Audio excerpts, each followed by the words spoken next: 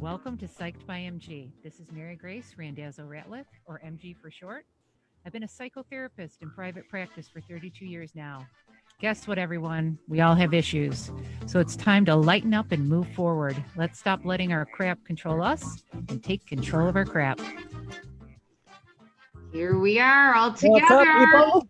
Hey, We're hey, here. hey. Hello. There's How are you guys Barbara. doing? Hi there. How are you guys doing? And we got David. I am Ryan. here. And of course, we got Jamie Flanagan in the booth. So tonight, before we get started, I've got to do my little spiel, people. I want to give a shout out to our listeners. And I just want to remind everybody to please get on Podcast Detroit, Spotify, Google or Apple Podcasts, LinkedIn, YouTube, and look for Psyched by MG. Give us a like, subscribe, and also write a comment about, anything you'd like us to talk about, because it's really important. In fact, the last couple of shows have been, due to viewers. Our show tonight, we're going to talk about denial. No, we're not. As Dave exhibits denial. Yes, that came in from a viewer who asked us to talk about it. So we appreciate all that, and please, give us, a rating and tell us your thoughts, because it's so important to all of us. And on that note, how's everybody doing tonight before we launch into denial? Dave, how are you doing? I'm good. Doing good? Just it's really odd. I know we've it's kind of like beating the dead horse, but because we don't go out and don't really do anything except for I work, I see my clients during the week, I go home. It just seems like Groundhog Day, and I just feel like my life is boring. I know. I hear ya. I mean, this is kind of like the highlight of my week. I get to get out of the house and go somewhere and go to a different place. I know. Well, hopefully I'm going to come into this. We can go back into the studio. Yeah. Well, I'm in the studio, so. Yeah, I might be able to come into the studio. I don't know if Barbara can yet. she's still recovering, I think. Right. How are you feeling, Barbara? It's going to be a little complicated with me, guys. I guess we'd have to talk about it. With two elderly people in my home now, my stress levels have just kind of shot through the roof with this whole COVID situation. So. Yes. Definitely you have to protect them just because they're higher risk, of course. That's precisely why I say like we were talking about the whole school situation too. So yeah. I hear you on that one. I mean, when you have the elderly living in your home, it's so scary. I mean, I just got back from New York dealing, you guys know my dad unfortunately struggles with Crohn's disease. Mm-hmm. And it's so interesting that we're going to talk about the topic of denial, because I lived it this last week. I could not believe, because my dad is 83 now, and I think my stepmother's 87, 88. And her denial of him even being sick was so remarkable to watch. Yeah.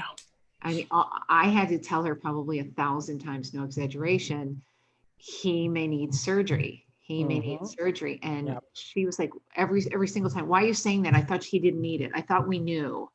It's like, no, he still may need it. We still don't know. And we still don't know.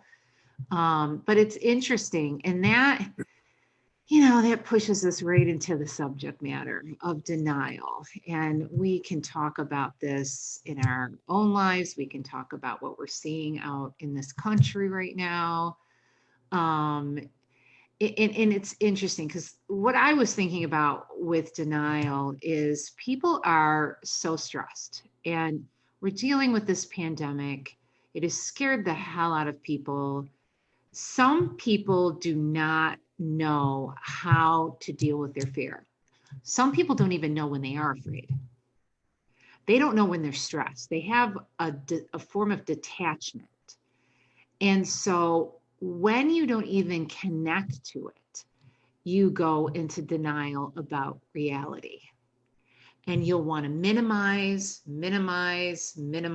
a real problem that's in front of you. This is some forms of denial.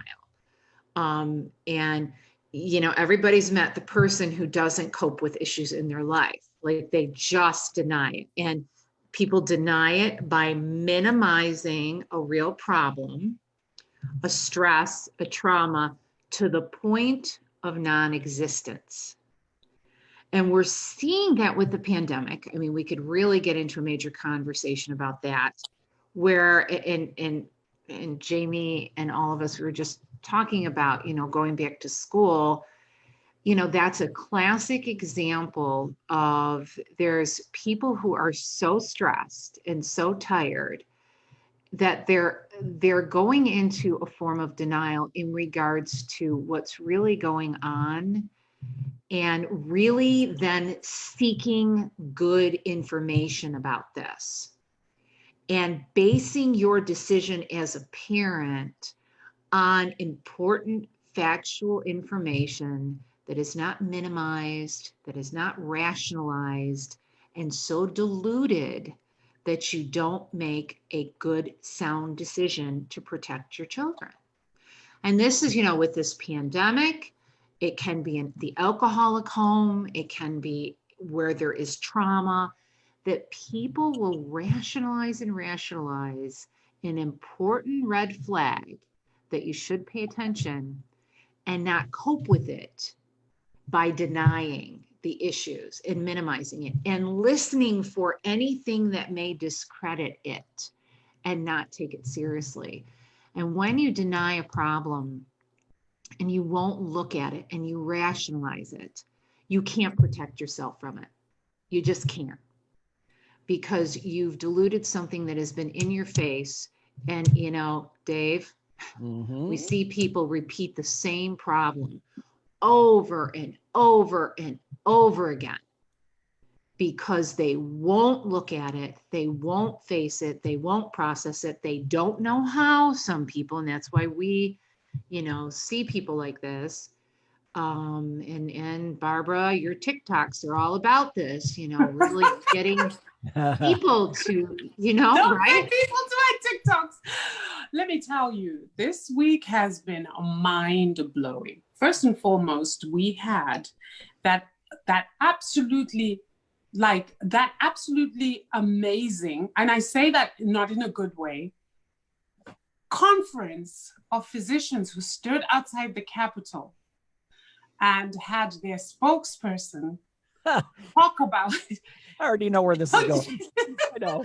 And had their spokesperson, Dr. Stella Emanuel, tell the American people that there is a cure for COVID-19, and the cure is called hydroxychloroquine, zinc, and zithromycin. Now, I have to laugh because the number of people who are in denial, and I think a lot of the don't wear a mask thing is really a form of denial in a lot of people. Because one of the things, and this is where the danger lies, Mary Grace, when you said there is such a denial that they will gravitate to anything that buttresses that denial. Oh, absolutely. And so she literally said, all these things we're doing about social distancing, there's no need. We don't need to do anything about wearing a mask. Let's not bother with that because COVID-19 has a cure. So why don't, listen to this, oh my God, why don't we put all our teachers on hydroxychloroquine? Let's put them all, and let's get our kids back into school. We don't have to shut down our businesses. We don't have to worry about all this. The catchwords, the buzzwords that people in denial hold onto are, she says you don't have to wear a mask. Mm-hmm. She says that there's no need for schools not to open. Do you know the thousands of people who ran with that and chose to believe her to the extent that even when people started trying to look and see who is this woman, Twitter took down this video, Facebook took down this video, it was retweeted by you know who, and even when people were told, look, this came out of Breitbart, that website, can we please verify?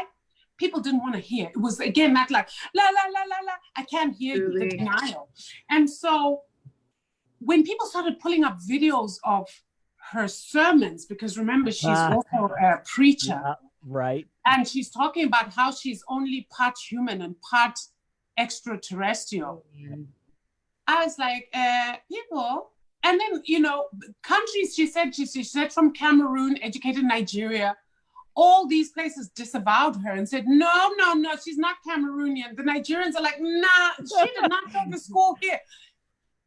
And then to find out that she had lawsuits for fraud in 2 hospitals in Louisiana, where she came from, because she was billing for things that she did not, for tests and stuff that she did not give to patients. Despite, I'm telling you till today, despite all that preponderance of evidence that indicates that this is not a reliable, credible person, people are still running with the idea that, yeah, you know what, they don't. Anything that will feed right. the narrative that they can disconnect and not feel the discomfort that fear and anxiety makes you feel physically. That's and any narrative that just allows them to go into the denial space of la la land, which is not true. Right. And then what they don't realize is when they go there, they create more chaos, more stress, because the problem is not dealt with. Right. You know, I have a plaque in my office that says, on the other side of fear, you always find freedom. If you face it and go through it and deal with it, you will change the narrative of whatever is in front of you. You will feel it and get through it. And when people are in fear, a lot of people don't know when they're afraid. Some people just get angry. Some people just shut down. They disconnect. They try to just fill themselves and just hear, you know, good, positive. Right. So then we have Dr. Stella who says this. And then a day later, Herman Cain dies. And Herman Cain was one of the guys who was like, don't wear masks. I mean, he showed up at a rally without a mask, and it was just after that rally that he got sick. And now he's gone. And you think, okay, people, here is somebody who was saying, somebody in a position of power. I always look at people with leadership roles. Yes. When leadership, Stella is a leader because she is, I'm not sure, don't quote me, but she's an alleged physician. Okay, that's leadership. No, we don't know yet because people are trying to look at her credentials and nobody's finding anything. Who knows if she's even licensed? Right. That's what people are looking at now, and nobody's sure because there's nothing showing up. Even when you look on the regular places where you find accreditation, she's not showing up. So I'll say alleged. That's leadership. When you can anytime you can stand before people on any platform and speak about something, you are a leader. And so I always hold leaders highly responsible for what comes out of their mouths. And if it is misleading, I will be the first to call it out. And so, of course, I'm like, guys, take a look at this. Here's one of your leaders gone.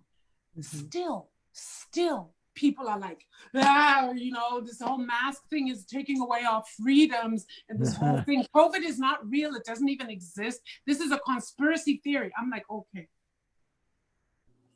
That's denial for you. I mean, it's a big issue. And it's denial, and it's wanting to run away from the problem.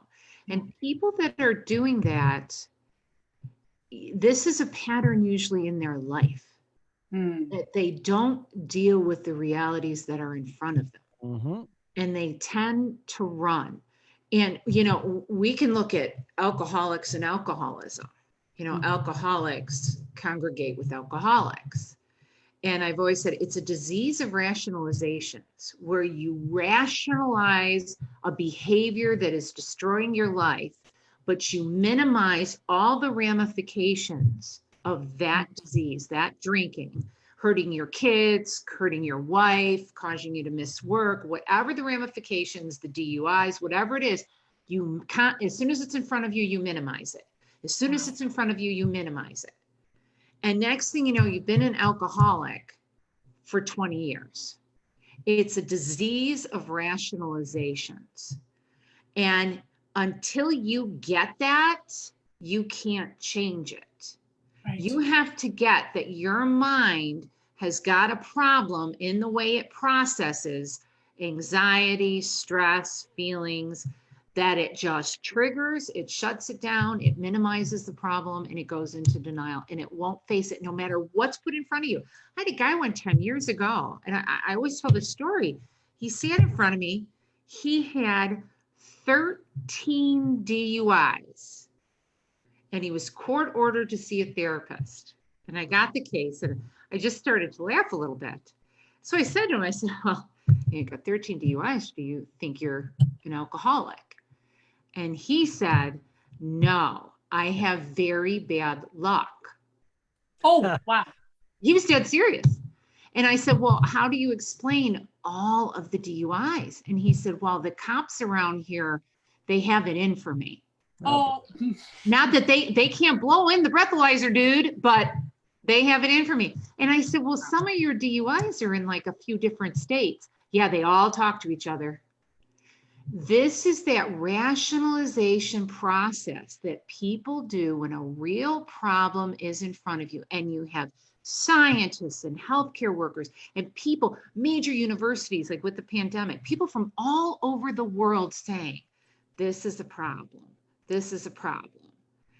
And a person will rationalize it away to the point that they minimize it into non-existence. It's not there. You are over exaggerating. And Dave, you well know in substance abuse, you know, the alcoholic, if we look at the alcoholic and a spouse, the spouse will say, I can't take it anymore. You could have killed yourself last night. You drove when you shouldn't have drove. And the spouse will say, why do you blow everything up? Why do you make everything such a big deal? right. My God, you're always causing a problem. We had such a great time and you got to ruin it. And that's you your overreacting. Yes. Yep. Yes. Overreacting again. Man, you're the one that blows a good night. Thank you very much. Jesus effing God. And they have this major fit and they're just trying to make you feel like crap for even bringing it up. And they're trying to dominate you to stop talking. And they make you feel like it's your fault that they're upset. Not the fact that they drank too much, not the fact that they drove, not the fact that they got a DUI or could have hurt somebody. They can't even see the spouse and saying, wow, my spouse got really scared. They see. You're making it sound, I sound like the spouse. Woman out the running over and TikTok, Yeah. you're talking, Yeah. I'm like, that's me. Yeah. That's Yeah. me. I'm told I'm blowing everything out of proportion. That's me. Yes. I'm told all kinds of things. And again, it's and I get attacked by people who have no clue who I am. So the last one I had was, who do you think you are? Are you a doctor? Are you a doctor? Because if you're not a doctor, then you need to shut up. And it's like, Yeah, because I don't listen to anybody. I mean, even if you were a doctor, I would say you don't have enough. I don't trust the university that we went to. I don't trust your experience. well, I mean, you're a bleeding liberal. You're bleeding. oh yeah, that's the sure. other thing. You're a Democrat. You're a bleeding heart person. You make a big deal out of everything. Oh, really? I think the rest of the world is kind of looking at the United States, saying, why has every other country in the world not having a problem putting a mask on? But you're But so the right. United States. Yeah, in the places where they can, you see, when it's like you put a bullseye on your back when you speak like that, because that gives them that opportunity to come and attack as a way to reinforce and not. It's like the same thing, trying to shut you up and shut you down so that they don't have to keep hearing that actually they are in denial and that actually they might need to wake up and look at things differently. Yes. So and shutting you down. Yeah. And be accountable and be responsible. Be a responsible adult and function. But isn't that the whole trick that most I'm going to say most people are not responsible adults. That's why we have these issues we have. I think, I don't know if it's most, but I will say, I think a lot of people are surprised by how many people are like this. Like, I think. Yeah, I'm not surprised. You're not, Dave? Tell me why. I don't know. Maybe I'm just being pessimistic, but you do have that side, Dave, yes. I just see, in general, I just see a lot of stupid people. You know what? Dave, as an African chick, and you know what, Mary Grace, you know this about me, right? I hear you when you talk about denial and being a mental issue and stuff and you know, there are places and spaces in which I accept that. For example, sudden death of someone you love, or even eventual death, or a diagnosis that you have terminal cancer and you go through your stages of grieving, denial being one, and then rationalization and so on and so forth. But the way I see some of the stuff that's going on, I just think it's immature adults who need to be slapped a little bit. Yes. And I've said this so often where I've said, you know, look, I've said, can we stop making excuses for bad behavior? Yes. Can we stop making it? Because the kind of behavior and the denial I'm seeing is the 2-year-old who says, you can't see me, you can't see me. And for me, that irks me something special. Yeah. And you know, that whacks you. Yeah. Because it's like people are dying around you like flies and you're still going, it's not real, it's not real. It's not real just because you choose to cover your eyes. Come on. So for me, I'm kind of in between where you are. You're the therapist who's like, yeah, there's this and this and this. And then I'm the one who's like, nah, see, where we come from, there's some things that we say somebody has a real problem. And then there's some things where we say somebody's just plain old stupid. And I'm seeing plenty of stupid out there. It is. And that is a very real reality, that there are people, well, there are some people that can be really smart and have no common sense. Right. But it's the key, I think, and Barbara, you and I talked about this last night, that people can rationalize and not deal with reality to the point where their denial, they have no ability to protect themselves. When you rationalize bad behavior, no matter what the bad behavior is, you rationalize and you try to even understand the bad behavior. And I've seen this a lot, where people, you know, on Facebook, some bad behavior is, you know, being presented in the post, and people are saying, oh, but the poor person's probably having a problem, or, oh, this poor, you know, this person's probably going through this. And sometimes I have to admit, I'll get on and go, bullshit. No, you don't rationalize bad behavior. It's wrong. Because if you don't see it as wrong, you can't set a limit and you can't protect yourself. Boom. And I believe that, and I agree with you. Yeah. I mean, it's really hard to watch, and especially people in leadership that do things that are blatantly wrong and bad behavior, and they don't get limits. That's it. And it spins them in a grandiosity, an entitlement. But you see, because, and then the problem we have is when you have leaders do that, it gives the regular person on the street permission. Yeah, people to do that. Yes, because it's the reason why people are called leaders. Mm-hmm. There's a reason we look for certain qualities in our leaders. Yeah, there's a reason we want people who have morals, who are ethical, who are kind, who have compassion, because they set the standard and the tone by which everybody else will behave. Yes. Well, especially because so many people are sheeples. So many people need to be led. So many people are not able to even say, look, this person is a leader, yes, but you know what? They're wrong. They're this, they're this. I'm not aligned with this. I'm going to do and be the right kind of person. Some people are not able to do that. And this is where I think the immaturity and sometimes the stupid comes in, because it doesn't matter. This leader hates what I hate. And therefore, if he's a lemming who's going to jump off a cliff, I'm going to jump right with him, even if I don't care where we're going. It's okay. He's the leader. She's the leader. Yeah. And that's where the danger of leaders in denial themselves comes in. Right. And do you think, and based on that, you don't think this is not a coincidence that as a society, we've regressed over the past 4 years? Yeah. We've regressed in rights. We've regressed in human respect and dignity, and increased in hate and Empowered There- the wrong there- immaturity. Yes. And we've regressed because the people are following a model that is regressing. Yeah. Yeah. Well, I mean, many models. I mean, I'm not. I mean, I know there's one, but Yeah. the whole attitude, that whole thing that's what's being modeled, and then it empowers people now to be ignorant and racist and homophobic and hateful. Yes. They've been empowered, and now they feel like, oh, he's talking to me, or they're talking to me. Now I can come out.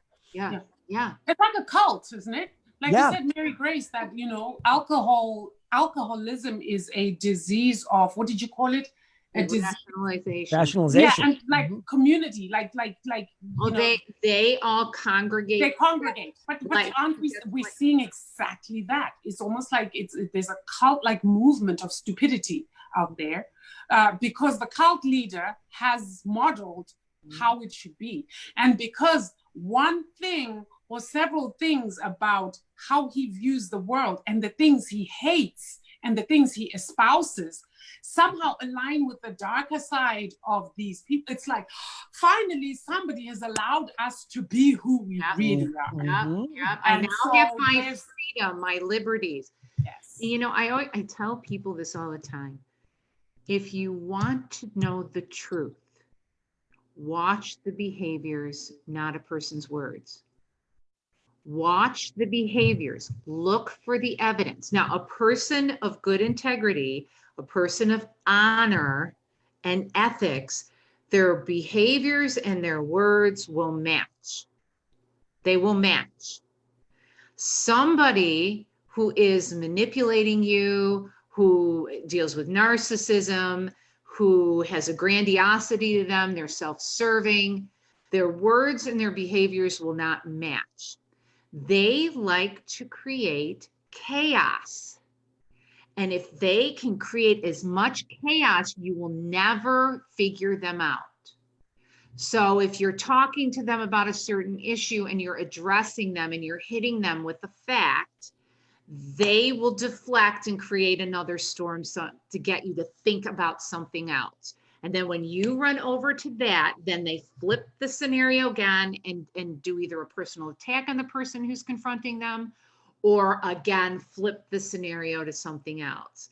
And so they like to function in chaos, I call it. Something that we used to write up, Dave, if you can remember it, Chelsea, and in our old records. The person functions in chaos. They're a deflector, and they don't allow you to stay focused. And they like to do that so you get so confused and so stressed out that you won't be able to keep your thoughts clear when you confront them.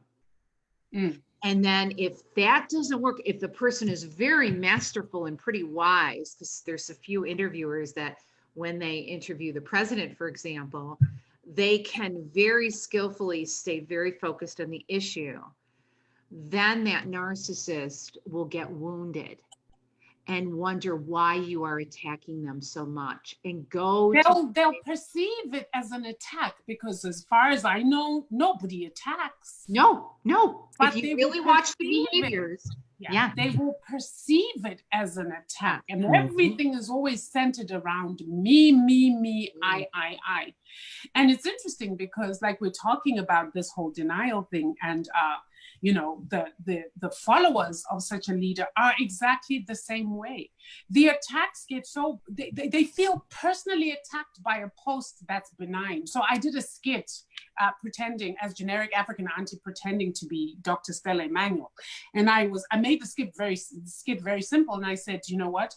Hello, this is your doctor, generic African auntie. And I have come to tell the American people that I have found the cure for a brain that is too small, a pea-sized brain. Yes, I have found a cure for that. And what you do is you take your multivitamins and it was watermelon. And watermelon.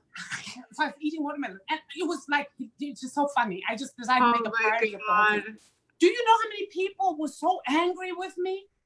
Like, how dare you? They'll go to things like, oh, it's a black woman pulling another black woman down. That isn't very queen-like. And I'm like, So gaslighting is one of the things they do, because anything you do to throw a spanner in the cycle they're in of denial really, really incenses them. Like, they get mad, like living.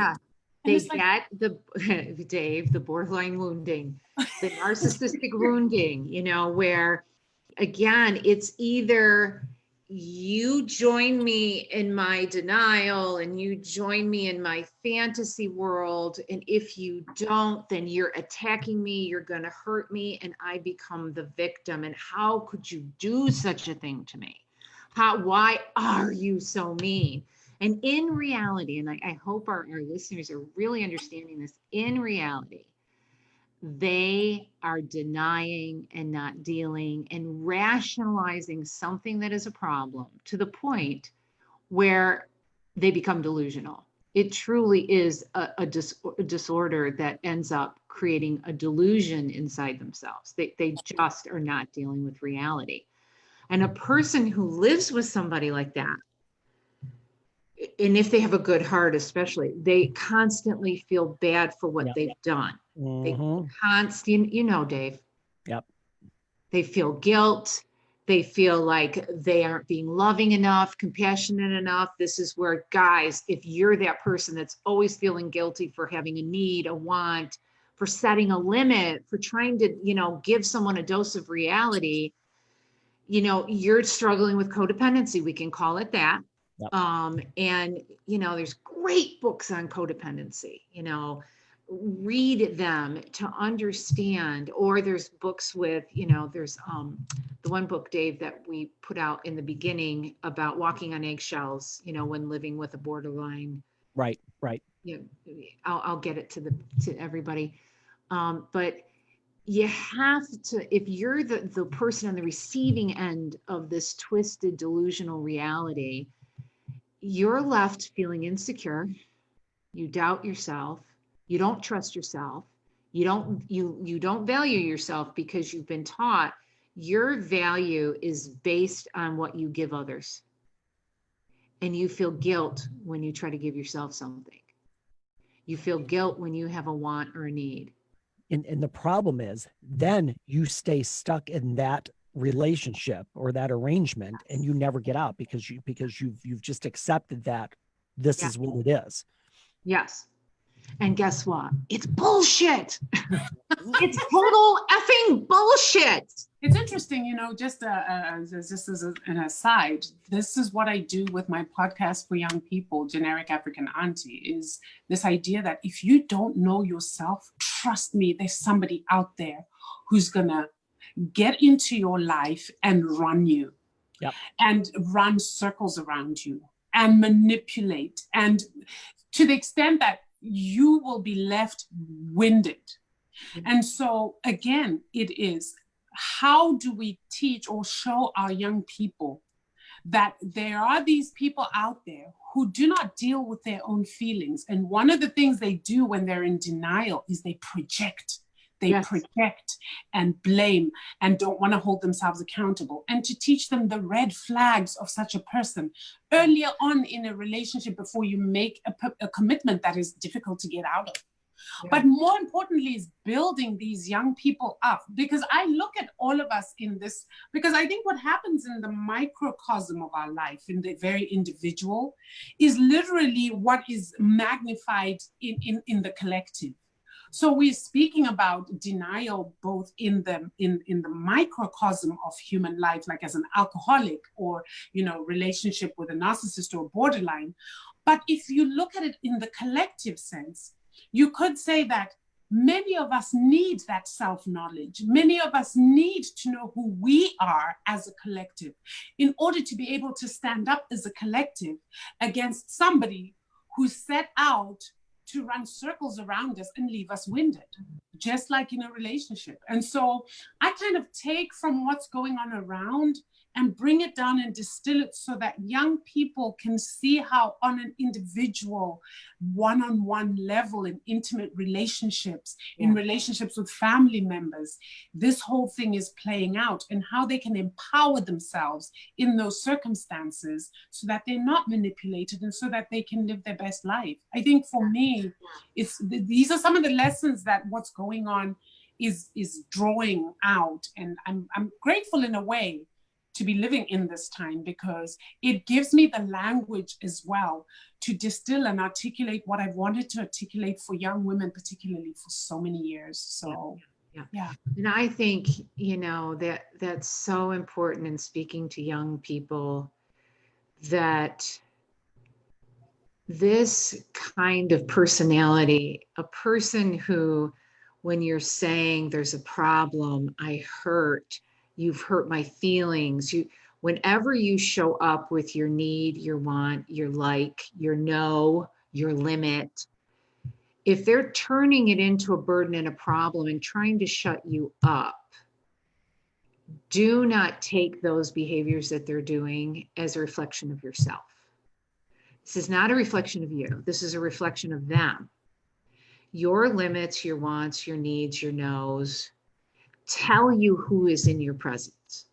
Right. And good, compassionate people will want to know. They will support you. They will be concerned. They will want to hear you. If they don't, and they flip the narrative to make you feel bad or to shut you down or to get you to serve them, then that person you're talking with has a problem, a serious problem. Once you've figured that out, the key with the personality disorder that we're talking about, because, you know, when people read up on the narcissist, you know, there's levels of narcissism. There's the narcissist, then there's the borderline, then there's the sociopath, and then there's the psychopath. The highest level of narcissism is the psychopath. Read up and understand what that is.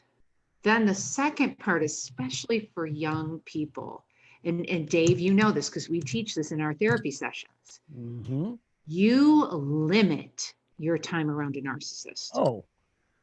You do not, because they are emotionally exhausting. Or you cut them out completely if you can. Or you cut them out. Mm-hmm. Yes, or you cut them out and you set a limit, you know, and Dave and I deal with this a lot, where we kind of walk with people through that journey of, you know, if it's a parent, okay, if you don't want them to be completely cut out, then you've got to really structure your time, and we have to strengthen their inner selves to the point where they don't swallow and absorb what a narcissist or a borderline gives off, or a sociopath. Mm. And the longer you're in their presence, it doesn't matter how masterful you are, because Dave and I, you know, if we're in the presence of a borderline and we're there for 3 hours, oh, you know it. You know it. You physically don't feel good. You know, we have a phrase, we say it's like being with a psychic vampire, where they lock in and they bite the life force out of you, or like a vacuum, and they suck your energy. Yep. And deplete you of your resources. And when you get too fatigued, when you stay too long, self-doubt and feeling bad and getting anxiety and becoming symptomatic is very, very common. It happens. So you define how long, if you are in need to be in the presence of a borderline or a narcissist or somebody who always flips that scenario, you limit how long you can be there, if you have to be there at all. Because sometimes it's a friendship. You know what?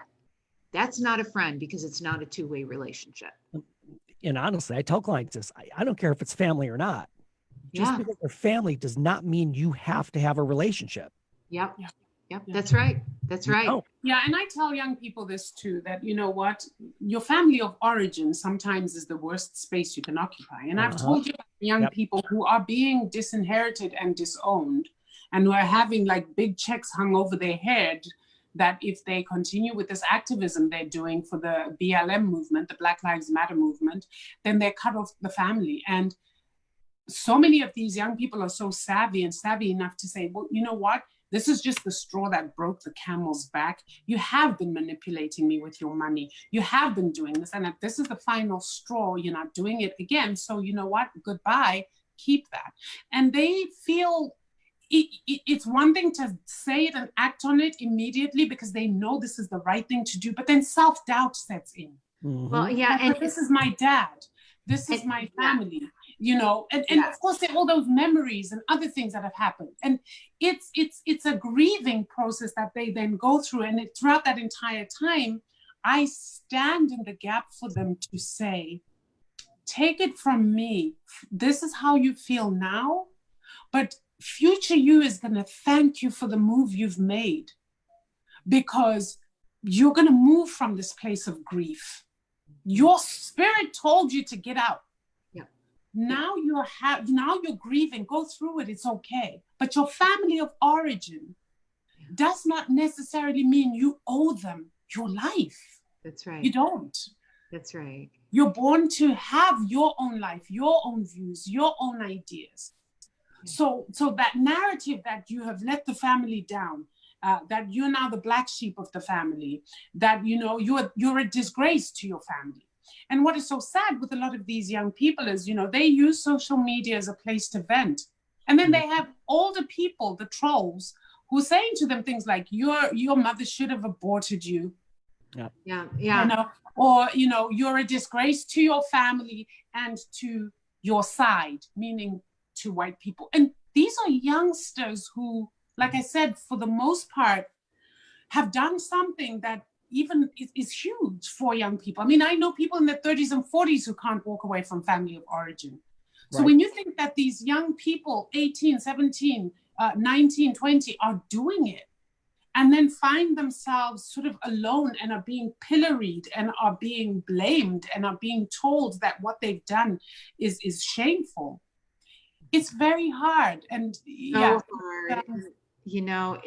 It's helping. There's two things that these young people need to know to get through that storm. One, to know the difference between when their grief needs to speak and their pain needs to speak. And when it needs to speak, they have to get to their people, the ugly duckling story. They are the swans in the duckling nest, and they have to get to the swans, and they have to create those supports of swans that will listen, that will be there as they grieve. The key is, don't take that grief and turn it in on the self. Right. Because when you turn it in on the self and you go to a shame spiral, or you go to guilt and you go to condemnation, you will get caught in a web. And if you beat yourself up, you're not going to change who your family is. What you're seeing is really hard, and it's painful, and it's difficult. And I love the fact that they're not in denial. I know. They refuse to deny, they're not going to bury their heads in the sand any longer. That's right. Just because this is family. They've gotten to the point where they're not in denial. And this is what a lot of people fear, is when you step out of denial, it means facing that fear and also facing some painful truths about yourself, about situations you're finding yourself in. Mm-hmm. And adults are having a hard time doing this. And I'm seeing phenomenal work being done by young people who refuse to stay in denial. Yeah. And what, these amazing young people have such strong senses of right and wrong. And they're so gifted, and they're so talented usually. And then the inner fight that they have is this very natural, innate need and desire to love their parents, of course, to love them. And I never make a decision for a young person on whether they should be with the parent or not be with the parent. But I say to them, what we have to do is create the supportive, loving container for your grief as you face this, and to help you to not turn this into self-abuse. Right. And then as you work through the grief, you will be the one that defines the relationship. Right. If you choose to have any connection, you will have to make important decisions in controls on what that relationship will look like, how long you will be together, what you can do. I had one woman who was the only child and, you know, could not break from the parents because they were older and she didn't know what to do. And so I said, you define it. You define it. She came up with visits are 2 hours. When I go to do a visit to check on them, we can play a board game. We can watch these certain shows on TV. We will do these structured activities. When I get a headache, I know it's time to go. I've gone over my 2 hours. There's certain things that you will learn in that you will study within yourself in that container. And you will say, okay, that's my body saying that's the limit. And for other people, for other young people, there may be so much abuse and so much danger in containing the relationship that the best thing to do is to get out. Yeah. And then you've got to find your tribe. You've got to find, and make sure that your tribe is healthy, strong people. Because I see so often young people who's feeling lost end up in the wrong tribe.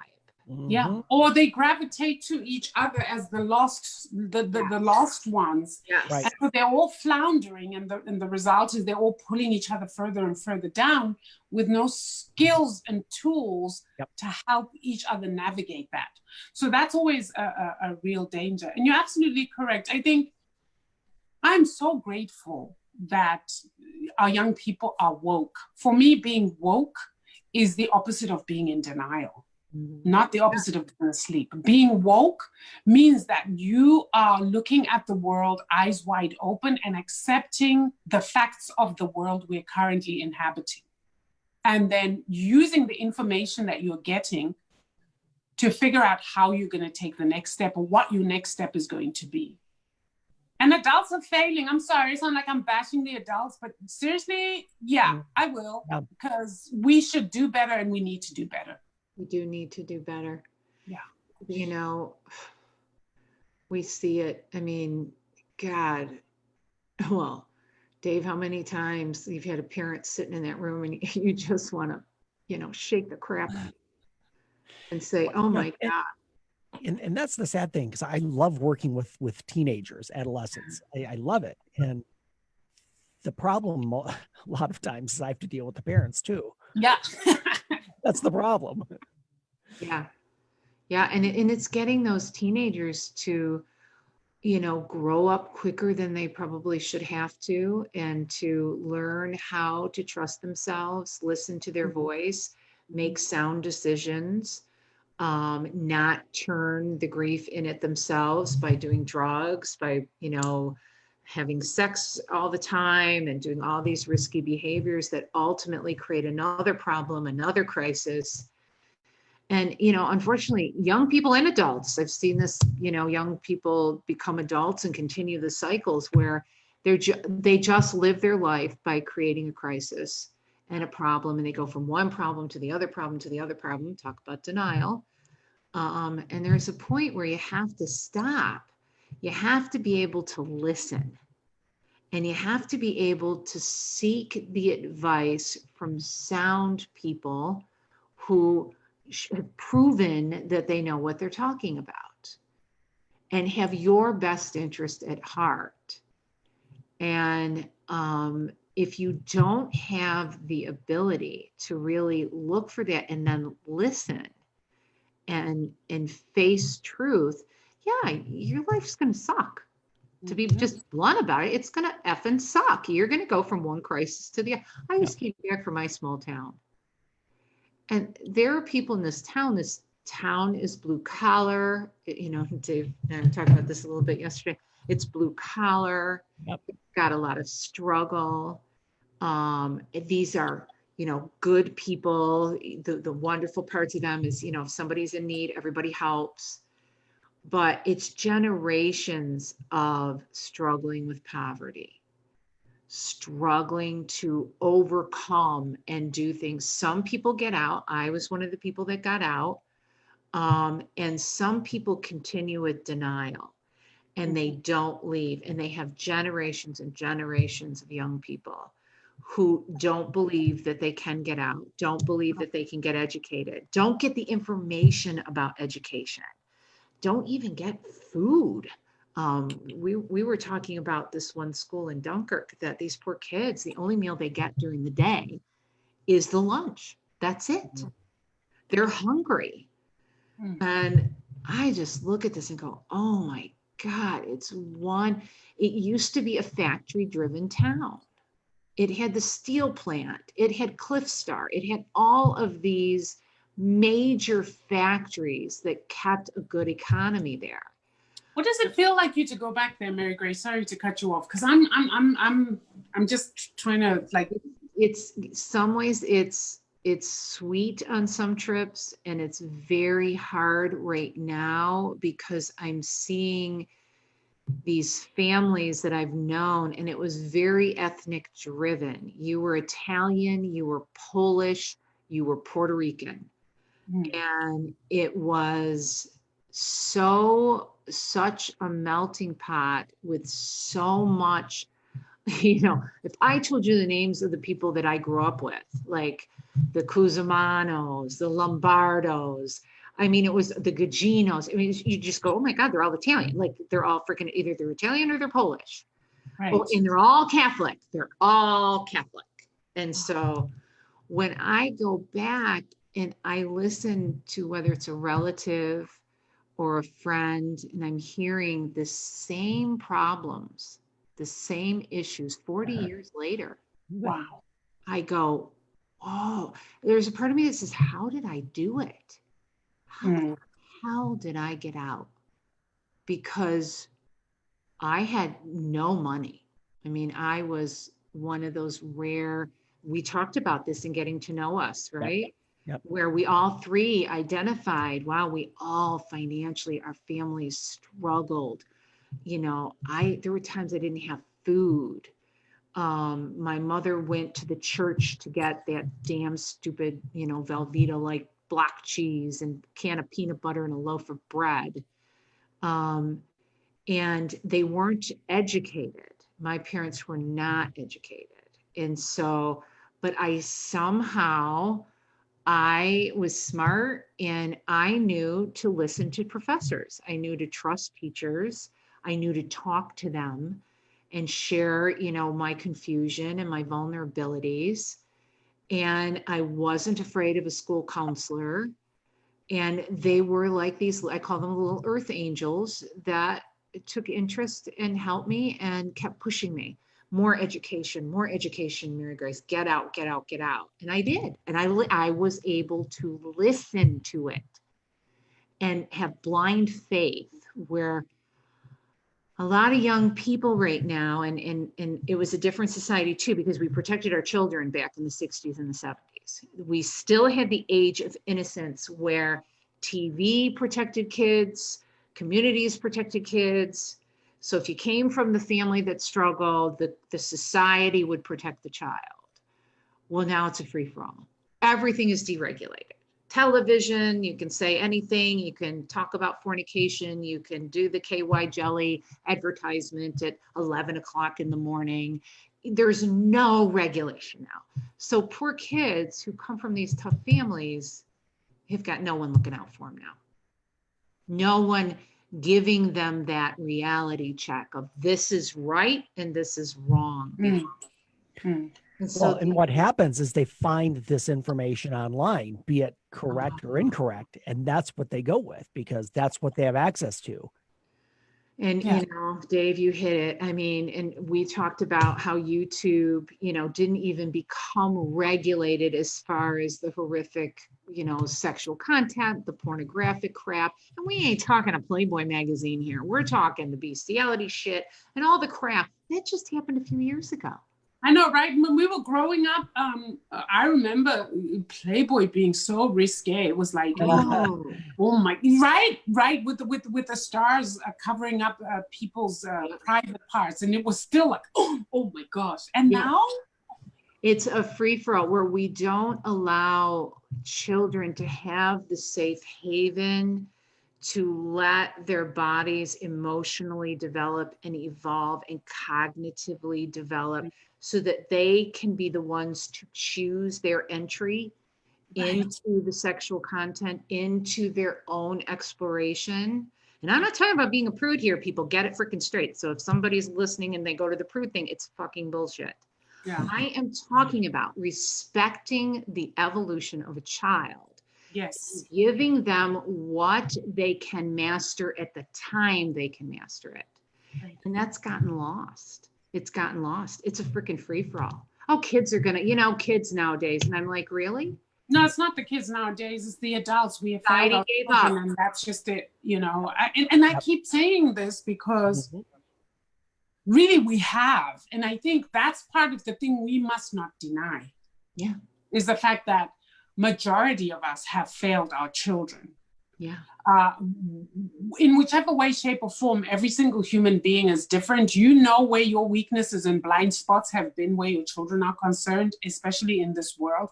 This world was created by other adults. So we are part of this problem. You cannot sit there and say, oh, well, the media and the TV, this, somehow that we drop the ball in holding people accountable. As societies, we get to determine what is streamed into our houses. And if we don't, then we drop the ball somewhere there. And we cannot, again, the denial is when you're kind of not wanting to be accountable and passing the buck on. Well, it's the big media corporations. No, the big media corporations are made up of people and we are the consumers. Okay, if there has to be a place in which they got permission somehow to do what they're doing so that crap is being streamed into our homes. Now we need to fess up and we need to own up to the fact that somewhere along the line, and sometimes because everything is just so confusing, we can't even track where along the line we dropped the ball, but we did. We did. All of the deregulation, all of the whole, everything's a free-for-all on television. Oh, this is just a movement forward. We have the right to express ourselves. One time I was having a conversation with my husband and he put it really well. He said, my God, sometimes it's not about religion. It's about ethics. It's about integrity. Everything has gotten so pushed into Democrat, Republican, religion. And if you believe in religion, it's this. And we've lost. No, you can have whatever religion, but you have to understand what ethics is. You don't even need to have religion, baby. My kids have been brought up religious, but these girls know right from wrong. And that for me is more important than any religion that they'll ever have. And they will be able, if they choose to have a religion, they will be able to choose a religion based on what they see this religion espousing and based upon what they see the so-called religious people espousing. The most hateful people I've come across are religious. Yep. And my kids, I was like, when it came a choice, are my kids going to be baptized Catholic? Are my kids going to go for First Communion? Are my kids going to go for confirmation? The answer became a straightforward no. Because I was like, what will I explain to my children when they get to an age where they're like, well, Mom, if this is such a great church, how come there's so many priests doing this or that? I know. Yeah.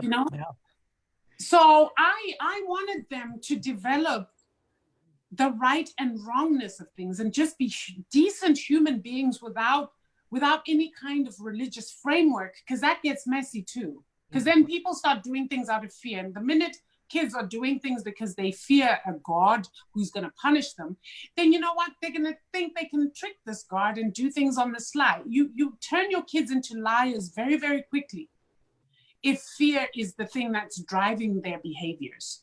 And I didn't want that for my children. Yep. Ethics, integrity, honor, responsibility. Watch a person's, as I think we're getting a signal from Jamie. I don't know, he popped back out. You watch a person's behaviors more than their words. Words lie, behaviors cannot. Yep. And that's so important for people to get from this show today. I mean, I think, and watch denial. because it's going to hurt you. It's going to bite you in the ass. Eventually it catches up to you. You just want it, you want to deal with it before when it hits you, it's lethal, because it can be lethal. And so next week, I mean, I'm liking this conversation. I mean, we might want to do a bit more with this. And then the week after, we have Lisa Bonage coming on. She did a TED Talk on, she did it for kids. Oh my gosh, I just lost it. The Hookup Society. The hookup culture. Yeah, that's a good Hookup one. culture. Yep. Yep. And I think it piggybacks off of what we've been talking tonight with what's happening with young people. So we will definitely give a blast on Facebook, letting you know exactly the more details of the next show. Like I said, Lisa's coming on in 2 weeks. Dave, let's plug your podcast. Yep. Motor City Hypnotist Podcast. It's on all the major platforms. We're up to 11 episodes now, so catch up on that. Congratulations. A lot of variety too. I mean, Yeah. it is a hypnosis. The title is hypnosis, but there's a lot of therapeutic stuff. It's I did a book review on some of them. I did a the movies that portray therapy. It's just a variety of stuff. So it's a little more. Yes. It's And more, you know, oh, I'm so sorry, Dave. no, you're good. You're good. And you know, we talked about your TikTok, Barbara. Yep. No, please don't send people to my TikTok. No, It's so you can find me cool. on TikTok at Barbara Mangami, just as the name is spelled. My podcast is not yet launched because I am building my episodes, because when it does launch, I do not want the stress of thinking, oh my God, I got to do a podcast. So we got to get ahead of the game too. Yeah. When that launches, then I will be sure to let everybody know where you can find me. Yes, because we want to promote you just like we want to promote Podcast Detroit, who hosts us. And thanks everybody for listening in. We appreciate it. And again, please click away. We've talked about we're on LinkedIn and YouTube, and we're everywhere, Spotify and Apple Podcasts. Please give us your feedback. And of course, thank you to our team. And we're going to see you all next week. All right, guys, be safe, be kind. Be safe, be kind. Yes. Bye.